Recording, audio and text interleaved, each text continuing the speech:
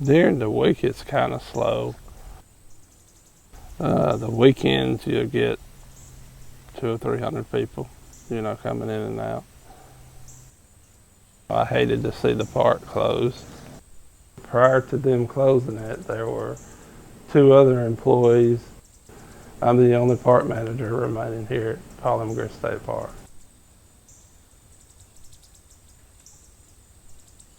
I was feeling depressed.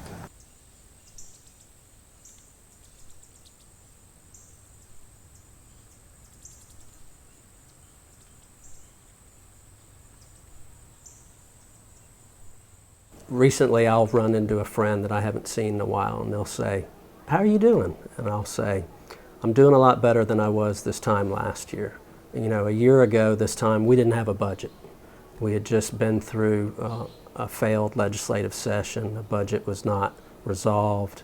We are almost 100% a user pay system. Other states rely more heavily on assistance from their state general fund, and we do get some earmarked funds from our legislature. We're running a park model that started 75, 77 years ago. There hasn't been a new state park since the 1980s, and yet in that same time period, our population's grown by probably 20%.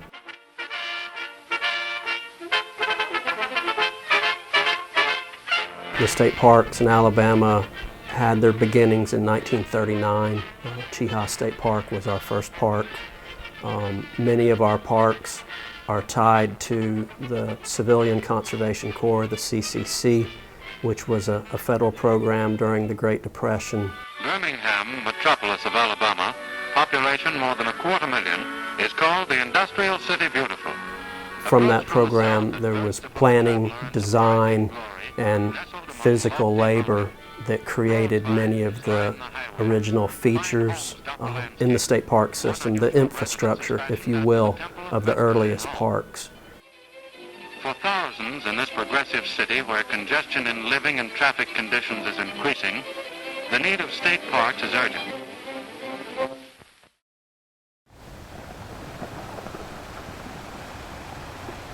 Every summer when we got out of school, my dad would take us to a campground.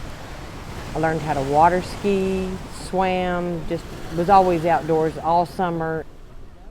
We camped all across the United States. We stayed in state parks all across the United States, but none more beautiful than here in Alabama. 15 state parks on the chopping block, from Sand Mountain to the State Shoals, parks took a dramatic $3 million cut. The public outcry was totally underestimated by the administration.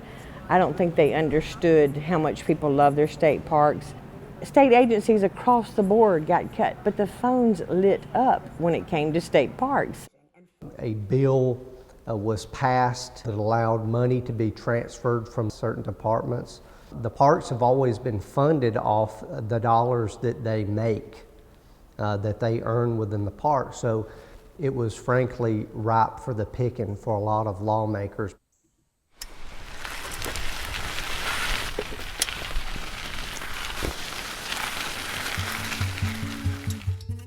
My parents, when they first started dating, they would come here to Tawakla a lot. And so some of their first dates were here, and I always kid around and say that, because of this park is why I'm here. If they didn't come here on their dates, I might not be walking around and doing what I'm doing. Like, this place has always had a good calling to me. I am the president of Camp Central Alabama Mountain Peddlers. I'm also the president of the Alabama State Parks Partners. We are a nonprofit organization consistent of people from across the state.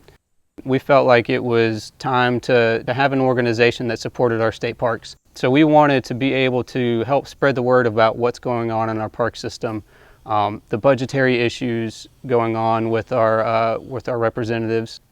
Let them know that the people of Alabama love and care for their state parks.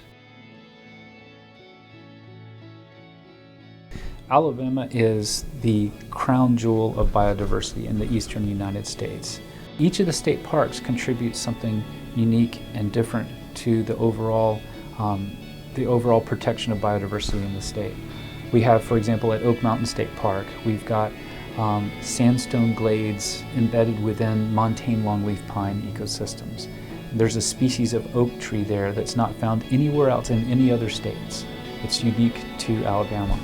We've got Gulf State Park and the diversity of marine and brackish water ecosystems and upland ecosystems, a combination of which you don't find anywhere else in the state. And then we've got some of the state parks that are up here in the mountains, such as Cheehaw and Gunnersville, protecting ecosystems and species that are only found in this region of the southern Appalachian Mountains.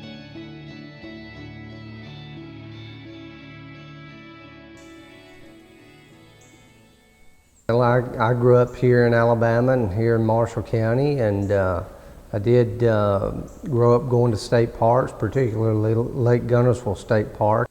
I was the sponsor of the bill. The bill is now a constitutional amendment, which will essentially say that all funds that are collected and earned by the state parks, by Alabama state parks, will stay within the park system. We will really never begin to prosper again until our funds are protected. And that's why the constitutional amendment is so important.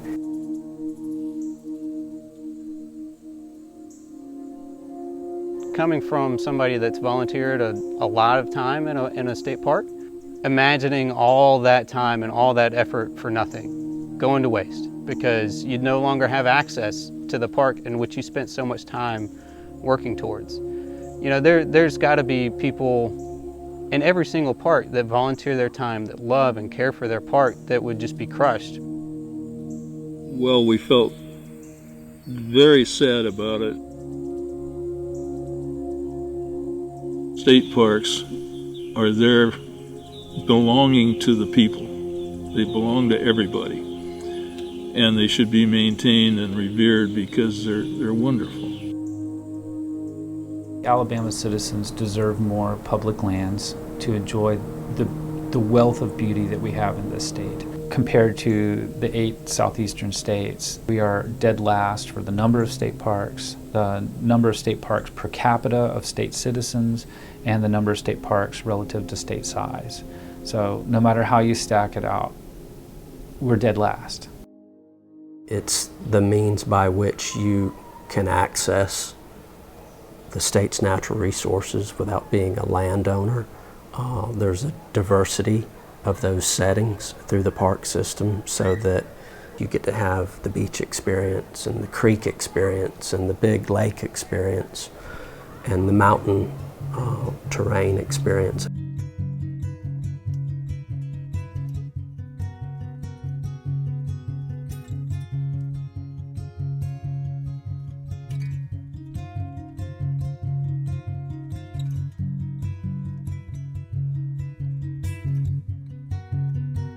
They just open it back up and let it be manned by one person.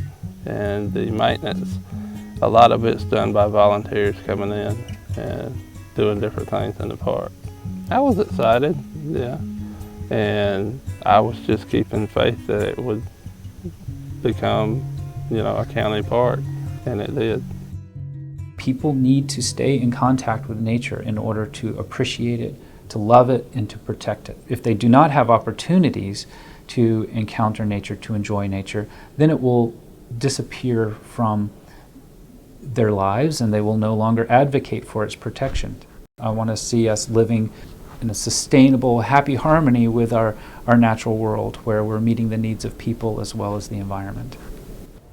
I think certainly the worst case scenario would be that we continue to be subjected to uncertain budgets and the inability to retain money we earn. It's the reality we've been living for many years now.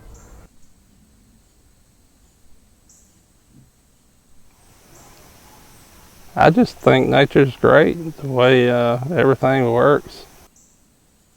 I just hope it continue to grow and, you know, start generating funds to be able to keep them all open, you know, get more people coming out and enjoying them. And, yeah. so we can keep them going.